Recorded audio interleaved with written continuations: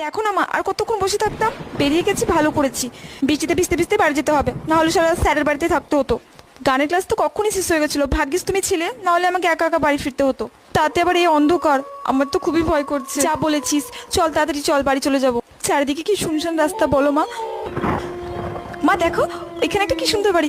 চলো না মা, আমরা ওই বাড়িটা থেকে একটু দাঁড়াই, বৃষ্টি থামলে আবার যাবো। আর পারছি না যেতে আমি। না মা না, ওই বাড়িতে যাওয়া যাবে না, ওই বাড়ির একটা ঘটনা আছে। কি ঘটনা মা? তবে শোন, ওই বাড়িতে অনেক অনেক অনেক বছর যুগ আগে একটা ভদ্রমহিলা একটা ভদ্রলোক এসেছিল থাকতে। তাদের ওটা আদি বাড়ি ছিল। ওই বাড়িতে এসে ভালোই দিন কাটছিল ওদের। বরটা অফিস যাচ্ছিল, বউটা সংসার সামলাচ্ছিল। এইভাবে 1 মাস কেটে গেল। 1 মাস পর কি হলো জানিস? ওই বউটাকে আর ওই ভদ্রলোকটাকে কোথাও খুঁজে পাওয়া যাচ্ছিল না। সারা বাড়ি তন্ন তন্ন করে খোঁজা হয়েছিল, কিন্তু কোথাও পাইনি। পুলিশ এসে অনেক খোঁজাখুঁজি করলো, তাও পেলো না।